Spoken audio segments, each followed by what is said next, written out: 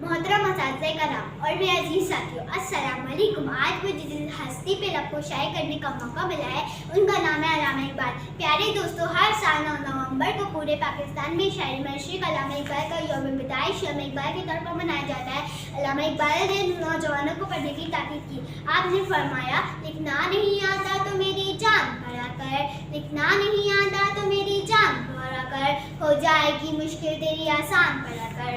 पढ़ने के लिए अगर तुझे कुछ ना मिले तो, पढ़ने के लिए अगर तुझे कुछ ना मिले तो, चेहरों पे लिखे दर्द के उन्वान पर रखा। शायर मशरिक़, शायर मिलत, मुफ़क्किर इस्लाम, मुसव्विर पाकिस्तान डॉक्टर अल्लामा इकबाल। वो इकबाल जिसने पंजाब की सरजमीं के शहर सियालकोट में शेख नूर मोहम्मद के घर जन्म लिया। जब अल्लाह ताला किसी कौम पर एहसान करते हैं तो उसे तोहफे में इकबाल जैसे मर्द कलंदर अता करते हैं। इकबाल जैसी हस्तियाँ सालों साल बाद पैदा होती है। इकबाल एक सच्चे आशिक रसूल थे, वो मबलिग इस्लाम थे, मुफ़क्किर पाकिस्तान थे और इन सब के साथ साथ इस्लाम के सच्चे हमदर्द भी थे। जनाब आला अल्लामा मोहम्मद इकबाल को जनाए रास्ते की जिसने मिल्लत इस्लामिया के तने मर्दा आज़ादी हयात और अज़्म वाली नई रूह फूंक दी। आप अजीम मर्द मोहम्मद थे और कुदरत ऐसी अजीम मर्द मोहम्मद को तारीख साज कारनामों के लिए तख्लीक करती है।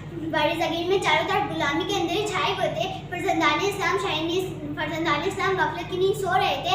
ऐसे आलिम में इकबाल की आज़ादी का तराना बनकर गूंजी। इस एहसास पे आपने फरमाया, नहीं तेरा नशीमन कसे सुल्तानी की गुम्बद पर, नहीं तेरा नशीमन कसे सुल्तानी की गुम्बद पर, तो शाहीन है बसेरा कर पहाड़ों की चट्टानों में। सदर मोहतरम, इकबाल की आवाज़ दिलों में उतर गई। फरजंदाने इस्लाम शाहीन इस्लाम बन गया।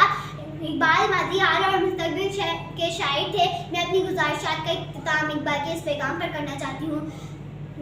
अल्लाह से करे दूर तो तालीम भी फितना, अल्लाह से करे दूर तो तालीम भी फितना, इमलाद भी औलाद भी जागीर भी फितना, ना हक के लिए उठे तो शमशीर भी फितना, ना हक के लिए उठे तो शमशीर भी फितना, शमशीर भी क्या चीज़ है, नाराए तकबीर भी फितना। शुक्रिया।